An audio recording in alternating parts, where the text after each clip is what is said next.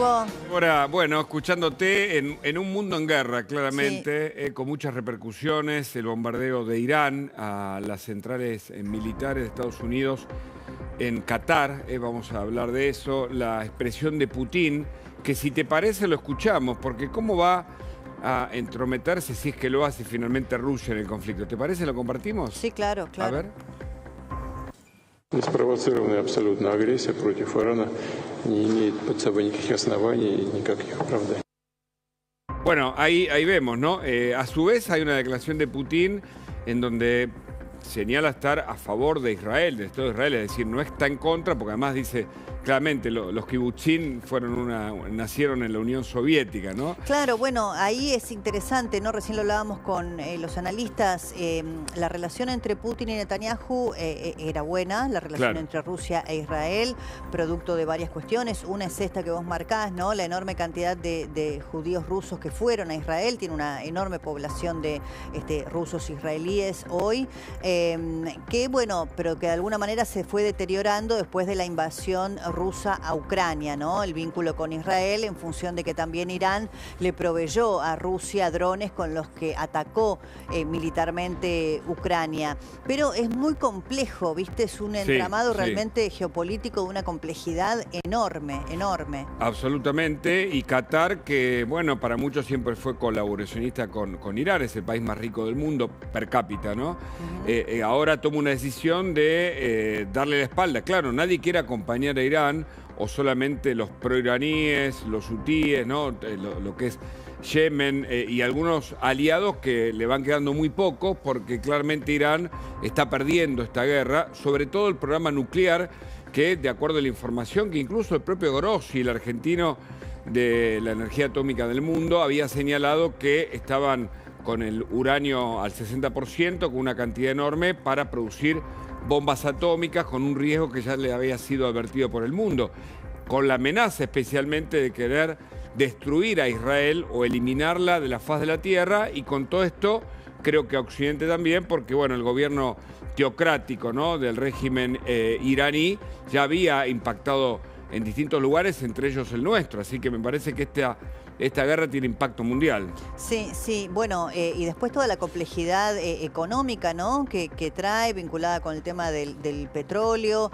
Recién había algunas informaciones respecto de que efectivamente Irán cerraría el estrecho de Hormuz, algo que estaba en duda. No, más allá de que el Parlamento iraní lo había aprobado, estaba en duda de que el régimen lo aceptara porque era atentar contra sus propias posibilidades de financiamiento, lo cual le agrega más complejidad todavía, ¿no? Yo recordaba cuando fue la invasión rusa a Ucrania, todo lo que se hablaba del tema del aprovisionamiento del gas a Europa. Bueno, acá estamos hablando del petróleo para el mundo, pero también fundamentalmente para China, porque Estados Unidos no tiene la dependencia que tiene China del petróleo que pasa por allí. Entonces ahí también entra otro entramado complejo en la relación, por ejemplo, entre Estados Unidos y China. Realmente se pone muy interesante de mirar lo que está ocurriendo y muy preocupante también. Muy preocupante, ¿no? Muy preocupante. Nosotros estábamos terminando el programa del sábado a la tarde-noche. Ya en ese momento surgían las primeras versiones de lo que fue finalmente confirmado.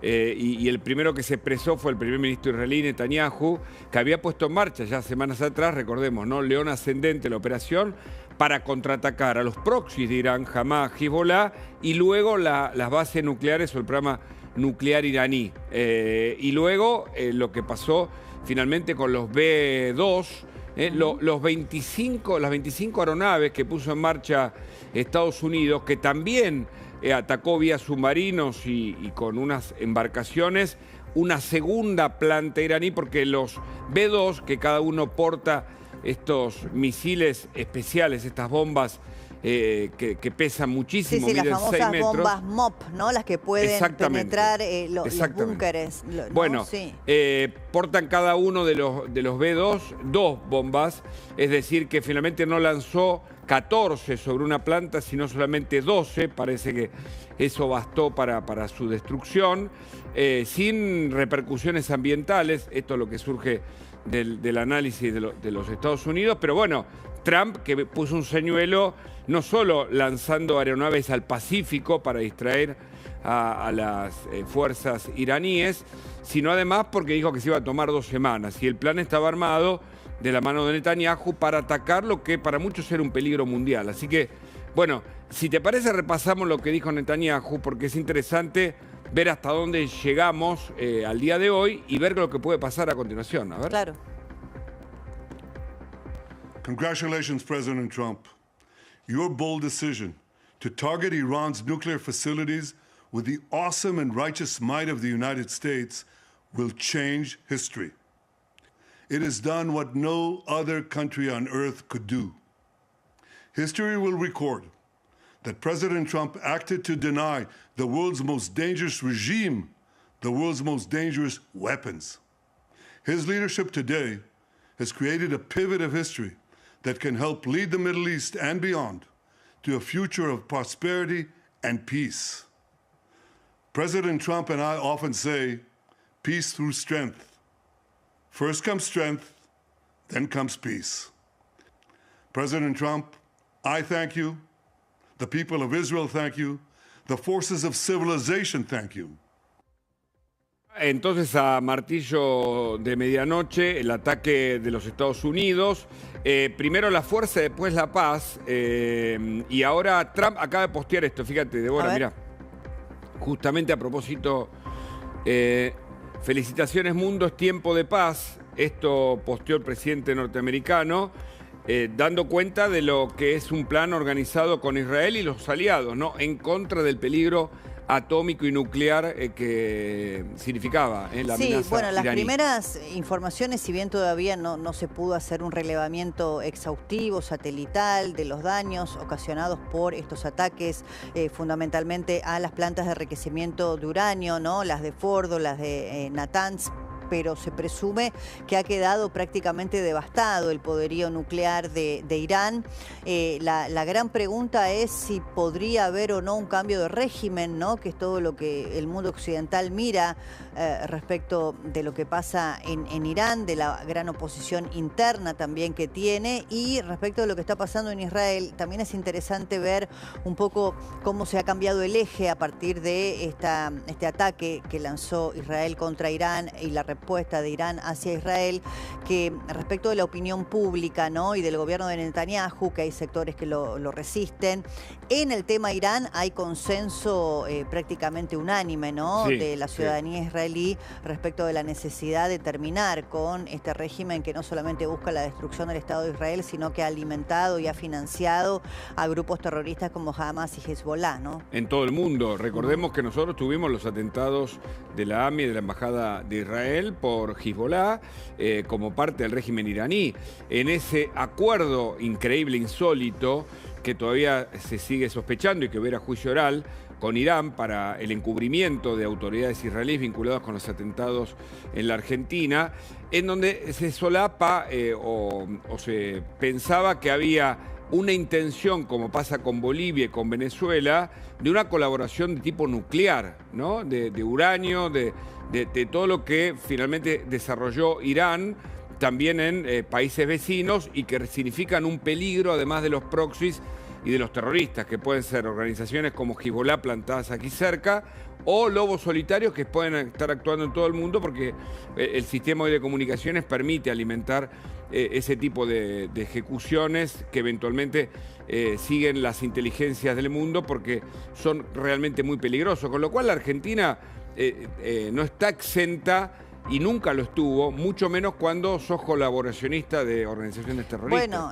vos pensás que Ahmad Bahidi, que es uno de los indicados como autores intelectuales del atentado de la AMIA, uno de los que tenía cédulas rojas, tiene cédulas rojas de Interpol, el famoso Bahidi, que además había estado con cédula roja y todo, dando vueltas por aquí, estuvo en Bolivia, es uno de los que fue nombrado recientemente en la estructura de gobierno de Irán.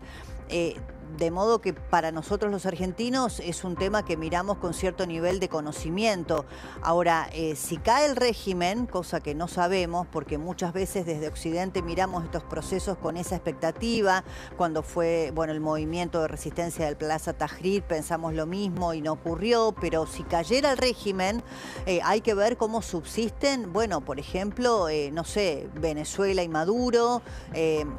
Hay que empezar a mirar también las réplicas que puede tener en otras partes del mundo, sobre todo aquí en Latinoamérica. Bueno, muchos dicen que Estados Unidos sigue de cerca ese desenvolvimiento porque es una amenaza mundial. Muchas veces, alegremente, se agitan determinadas banderas de pueblos que sufren el terrorismo, sea Palestina, sea el Líbano con Hezbollah, Palestina con la propia organización Hamas, que pone a las familias como escudos humanos. En vez de hablar de ese genocidio, tendrían que señalar que son países como Irán, que sufre al régimen iraní, que es el régimen de los ayatolá, que desde hace décadas somete a su población. Los más jóvenes están encabezando una protesta, pero cada vez que, quieren proclamar la libertad, la policía de la moral los detiene y los somete a vejaciones aberrantes. El mundo es más libre cuando estos regímenes teocráticos, cuando justamente el extremismo islámico deja de pagar por el odio a organizaciones terroristas o a jóvenes muchas veces que se transforman en lobos solitarios con la semilla del odio como brazo de su propia acción. Y yo creo que la Argentina tiene que estar atento, por eso nos ubicamos, como corresponde, del lado occidental y democrático de la historia, en este memorándum sí con Israel, con los Estados Unidos y con los países que incluso ahora, hasta Qatar, dice, tal vez corte relaciones con Irán, que es la información que está circulando como últimos datos, ¿no? Mientras muchos aviones de Estados Unidos sobrevuelan el Medio Oriente, atentos al resguardo de sus plantas militares. Sí, ¿no? vos recién mencionabas el memorándum con Israel, no podía dejar de pensar en el memorándum con Irán firmado por Cristina Kirchner, ¿no? Acá para la Argentina es un momento de la historia para mirar, porque el presidente Milei ha tomado la decisión de alinear el gobierno argentino con el gobierno de Israel y con el gobierno de los Estados Unidos, a diferencia de lo que pasó en los años previos. Entonces, obviamente para nosotros es relevante lo que pase, a pesar de que pareciera en un lugar muy lejano del mundo, pero no lo es para los argentinos, no lo es. Absolutamente. Bueno, seguimos con atención lo que está pasando y por supuesto también en la Argentina se ha redoblado la seguridad, hay un trabajo de inteligencia muy serio, no solo para resguardar las organizaciones y las sedes de la comunidad judía en la Argentina, sino todo tipo de establecimientos. Por ejemplo, una amenaza de bomba en la Quinta de Olivos hace un rato, fue contado aquí y en otros medios también, porque siempre, los violentos se aprovechan de esta circunstancia para también agitar la bandera del temor, ¿no? De eso se alimenta el terrorismo en el mundo y habrá que estar atento también a cómo se desenvuelve un escenario bien complejo, en donde, por supuesto, la guerra de Rusia y Ucrania tampoco cesa y donde en el mundo globalizado estamos atentos a los próximos ataques. En instantes nos vamos a comunicar con una persona muy importante de Qatar que nos va a contar cómo ha impactado. Hay algunas imágenes y después aparecen, las vamos a poner, algunas estamos chequeando, porque son imágenes de algunos shopping, algunos centros comerciales en Qatar que sufrieron o en todo caso tuvieron el anticipo de ese bombardeo sobre una base militar norteamericana. Sí, a mí me sigue impactando. Vos recién mencionabas los dos conflictos que en este momento hay. Yo diría que ya poner solo dos, porque esto tiene ramificaciones constantes y es una información en desarrollo, pero pensar lo que pasa entre Rusia y Ucrania, lo que está pasando en Medio Oriente y ahora la incursión de los Estados Unidos, habla de un mundo que tiene un nivel de convulsión vinculada con la guerra como pocas veces hemos visto, ¿no? Por un lado es, para los que hacemos análisis, interesante desde el punto de vista geopolítico por la complejidad que esto tiene, pero desde el punto de vista humano es una tragedia. Sí, claro. Es una tragedia lo la que guerra estamos asistiendo, realmente, ¿no? Claro. Porque, claro, uno va perdiendo dimensión de la cantidad de muertes con las que contamos a diario, ¿no? En un mundo que debiera haber podido superar a través del diálogo y la diplomacia la instancia de la guerra, pero Claro, que efectivamente claro. no lo ha podido hacer. Y esto es un fracaso, sin duda, Totalmente. un fracaso a esta altura de la humanidad. Totalmente. Estamos, bueno, retrotrayéndonos a otras épocas, ¿no? En donde la palabra no alcanza y solo queda la violencia. La violencia, el odio que, bueno, algunas organizaciones y algunos gobiernos incluso promocionan. Gracias, Débora, por No, este por pase, favor, un por estos placer, me minutos. quedo viéndolos. Información urgente.